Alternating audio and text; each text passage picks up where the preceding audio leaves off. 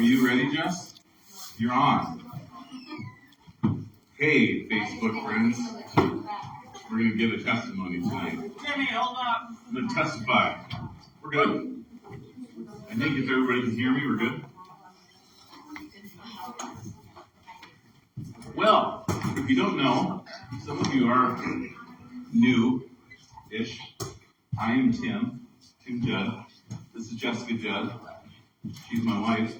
Married her.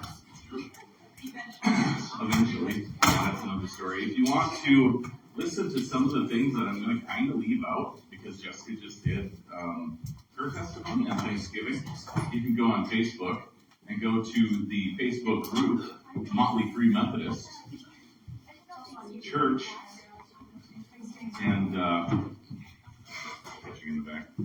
And you can listen to that message. What?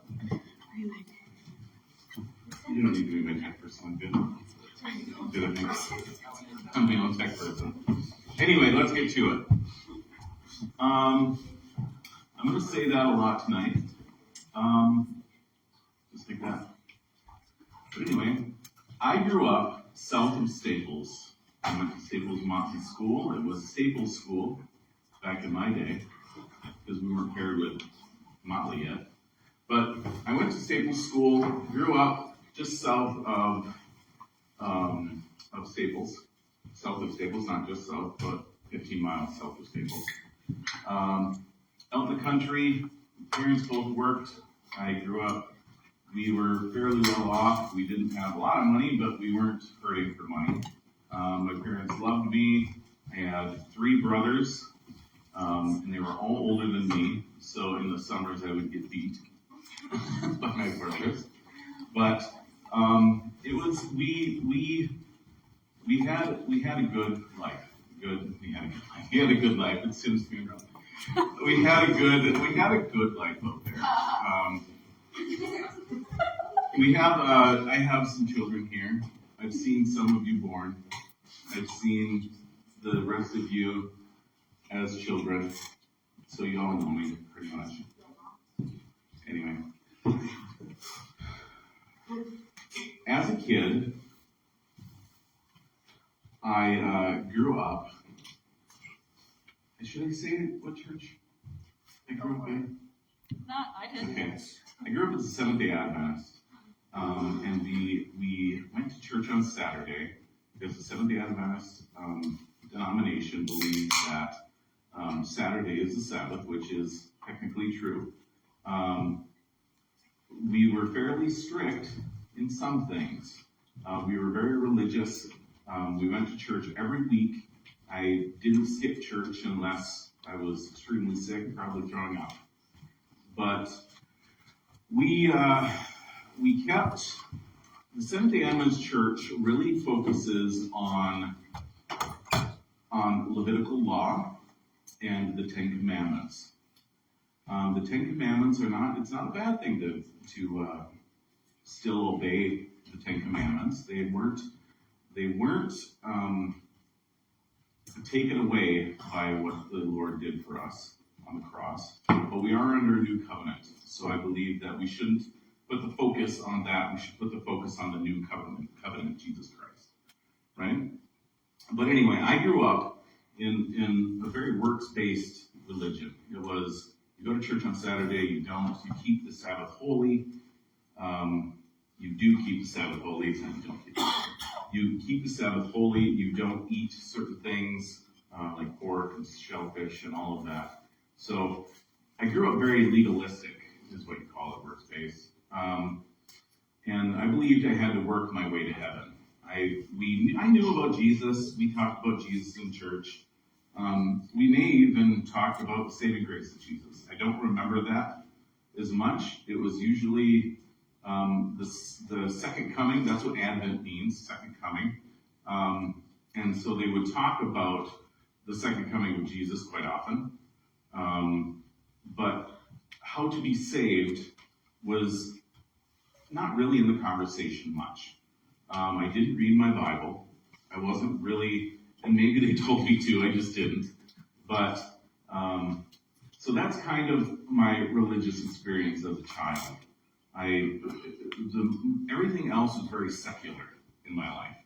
So we would take part in all of the Christmas activities and all of the Easter activities and Halloween activities, secular activities.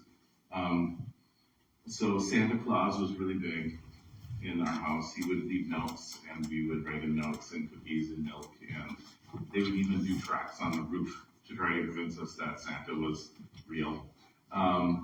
And Halloween, we would take part in all of it. We would dress up, and we would go visit my grandma, and we would have treats and trick-or-treaters and stuff. We didn't get very many trick-or-treaters way out there in the boonies, but so it was very secular. And same thing with Easter.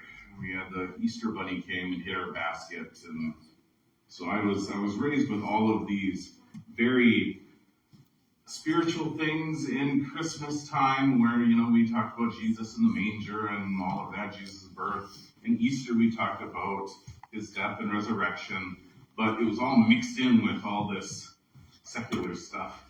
That wasn't. I didn't know that Santa wasn't real for quite some time. I did have 3 brothers, so they kind of ruined it for me, I'd imagine, or helped me with it, I should say. But anyway, it was a very secular kind of growing up. We were alone a lot because Mom and Dad worked, during the summers especially, but even after, the bus would drop us off, and it would be several hours that we would be home, my brothers and I. And even worse, when my brothers started moving out, it was just myself at home. But anyway, as a child, what do we got going on here? Still got that going? Want me to pause it? It's just the announcements. Okay. I just see a lot of them looking up there. Not that you have to look at me. But anyway, a very secular time growing up. So we were left to our own devices quite often. Also, my grandma really didn't know the Lord. And she would tell us stories of mythical things, of mythical creatures, and a lot of gnomes and trolls. I don't know why, and fairies and that kind of stuff. Just kind of as I was growing up, and I was young, very young. We actually had a book that was all about this. It was gnomes and it was trolls and all kinds of stuff, the Nordic stuff, and that was interesting. So I grew up with all this fantasy around me, right? All this very fantasy kind of stuff. And my 3 older brothers, actually the older 2, were kind of big into D&D, Dungeons and Dragons and stuff, right? And my older brother would play with his friends, never around me. I never really played that, but they would read books, Dungeons and Dragons books, and Dragonlance books, and all of that kind of stuff. So that was all around me quite often. And just as I was growing up, that's the kind of things that was around me all the time. We would watch movies like The Wizard of Oz, Bed Knobs and Broomsticks. Any Disney movie has magic in it. All of this magic and fantasy around me. And by the age of 11 or 12, I got a computer too. We got a computer, which was pretty big back then, because people didn't get computers. Mom and Dad worked for the school system and thought it would be important for us to have a computer at home. So it was a IBM compatible Windows 3.0, top of the line, at about I don't know what the specs were on it, but so I was on a computer quite often. And my choice of entertainment on the computer was to play RPGs, fantasy RPGs, which, if you don't know what an RPG is, it's a role-playing game. So I played, a lot of them were casting spells and killing people and all kinds of stuff, and I I think I was 11 or 12 when they did that, but it might have been like 10ish. And so I started out playing those RPGs and stuff. And at this point, I'm just doing this to have fun, right? And let's see, progression here. I want to keep kind of progressions growing up. So I grew up with a computer. I grew up with that kind of thing around the house. My brothers, like I said, were big into D&D and whatnot. And they would read books like Dragonlance books and stuff. So when I was a teenager, so the first book, like chapter book I read, and I got out of the library, I was trying to think back, was a book called The Devil's Donkey. And I don't know why my parents, when they saw I had that book, it was, I don't remember most of it, but just the title, The Devil's Donkey, is just satanic in nature. But then I started reading books. I started with the Lord of the Rings series and The Hobbit and stuff, and then I graduated on to Dragonlance books and D&D books, and I had a whole stack of books, a whole bookshelf full of books, because I always buy them. And so I'm gonna take you around my room as a teenager. So I'm up to teenager now. So I've had all of that fanciful stuff my entire life. Different books. There were Disney books with the mythology, Greek and Roman mythology, all of that kind of stuff in them. It was an encyclopedia set. It was interesting. My favorite one was a book of gems that had what is it? The table with all the astrological signs in it. What is that? With the gems that were related to the astrological signs and stuff. But I just remember all of that at a very young age, reading all of that stuff and looking at all of that. And so all this fantasy and mythology and stuff was all over. But anyway, my room. So as a teenager, Jessica said if she was who she is now, she would have came in and probably just left. Because she should have left probably when she was a teenager. For sure. For sure. But anyway, my room. I walked in, so I was kind of a nerdy theater kid. No way. Can't tell, can you? It's a shorty. Anyway, so I was a little bit of a nerdy theater kid. I was in musicals and I was in choir and band, and I wore this knitted vest for a while. It was cool back then. I had super sweet hair. You'd see that online if you looked at it. Just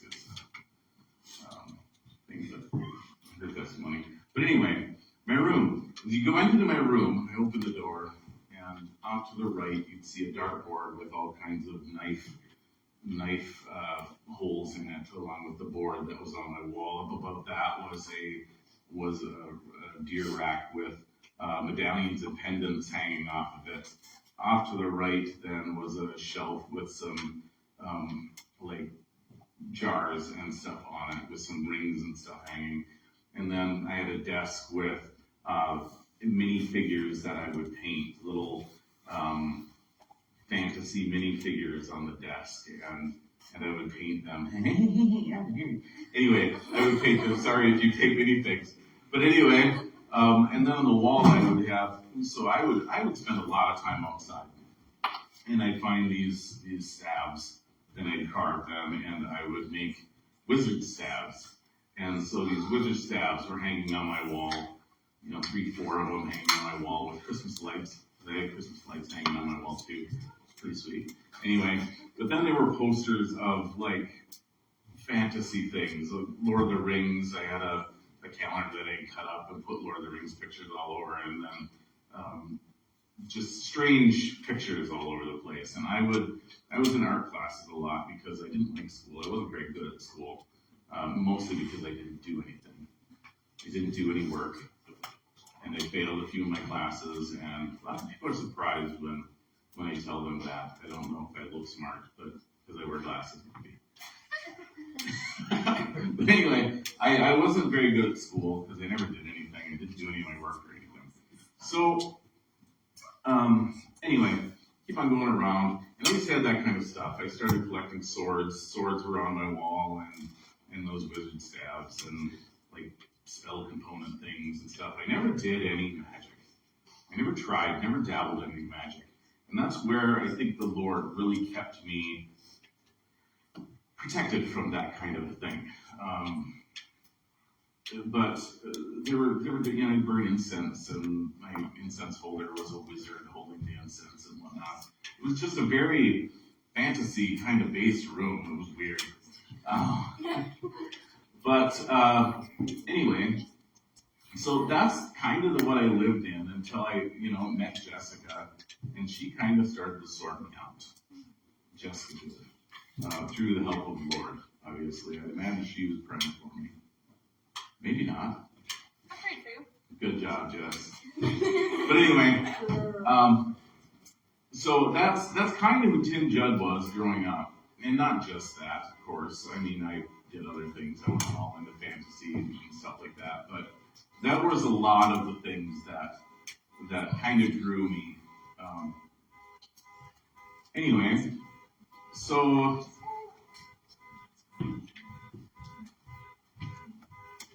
I got a job down in the cities after college, so I wouldn't have went to college without Jessica either, because I was big into computer gaming and all of that stuff, and so I probably would have just sat in my mom's basement on the computer if it wouldn't have been for Jessica. Jessica was a big influence in my life in that time.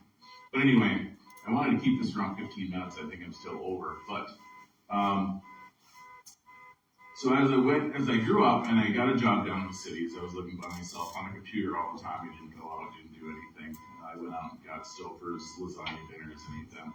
But anyway, one night I had brought all that stuff from my room down to the cities, right? And so I had these rooms that somebody had given me. It was a box of Nordic runes, and this was one of the first times I really felt the Lord's influence over me. So I was playing my game, funny or not. It was RuneScape that I was playing an online game, but this box of runes, I kind of looked at it and I was kind of drawn to, and so I went over to them. I was what, 20 at this point when I worked down there. That's really distracting. But anyway, I was really drawn to this box of Nordic runes and what these runes were, and I didn't know this, and I really didn't know much about the Lord at this point because I hadn't read the Bible, and much, yeah. And these runes just kind of drew me in. So I took this box of runes out and I looked at it, and there was a bag in there, a pamphlet in there, and there was these rune tiles. And what we were supposed to do with these, I hadn't read the book or anything, but I put them all in the bag and I started shaking them up. And just an oppression came over me at that point. A heavy weight came over me at that point. And just a need to throw these runes and read these runes. That's what they were. They were akin to tarot cards, where you would throw these runes out, and the way they fell is the way you would read them. And this booklet told you how to do that. And just the oppression that came on me at that point, I knew enough that I stopped and I said, this is not right, and I went and I threw them away. But that was the first time I really felt any evil oppression trying to get me to do something. Thank you. And so that was one time that I felt the oppression of the enemy on my life. Like he was working on me the whole time. But later on in life, we had Henry, and I had a man cave in my house. I had an office, where I had my computer and I gamed all the time, and Jessica was out in the living room watching TV all the time. Because when we both worked, she would come home and relax in the living room, and I would relax in the office, and I had swords in the office and stuff. It wasn't quite as weird as my room was, but it was not great. But when Henry was born, we took all that stuff and kind of boxed it up because Henry needed the room. And so I boxed that up and put everything out in the shop and in the prop shop. which is the prop shop now. I don't know if you guys know that or not. Out at my house, I have 2 buildings and whatever else. We used to have the youth sale in it. And so I boxed up all those books, probably, I don't know, close to $1,000 worth of books. Maybe not, 500. But I took all those books and I boxed them into boxes, nice, because what I was gonna do is I was gonna sell them and donate the money to something, right? To some charity or something. That's what I had in the back of my mind. But we put them out there and we had a sale one year. I don't know if it was the next year or whatever it was, but the books got sold. All these books for $5. I wasn't planning on selling them. They were just under a table and somebody saw them and they got sold for $5. This was the second time I felt extreme oppression. I had so much rage that those books were sold. Just overwhelming rage. And it was actually Jim that sold it, Pastor Jim, that sold those books. And so I had just rage at Pastor Jim. And when I settled down, I knew that was, I had gone to church. I might even have been saved at that point. But I still had a connection, a spiritual connection, I believe, to those books.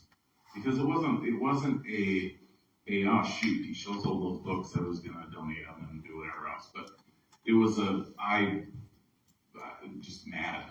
I hated it, And so praise the Lord for Pastor Jim selling those books.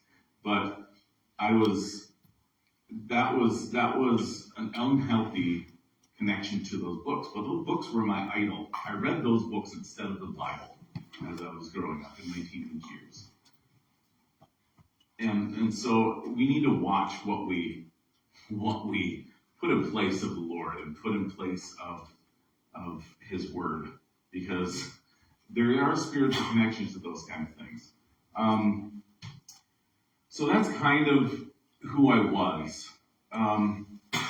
After the accident, and a lot of you have heard the story of the accident up at Jim and Sherry's farm with the tractor, how it broke my leg and Sherry got hurt and all of that. You can hear more about it in Jessica's testimony if you want to pull that up sometime.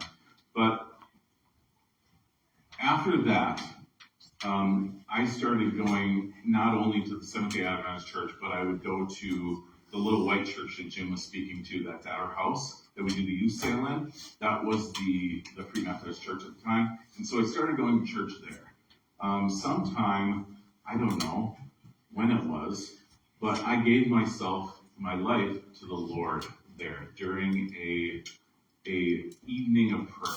We were going to an evening of prayer every once in a while. I don't know if it was weekly that Wendell would play and we would pray.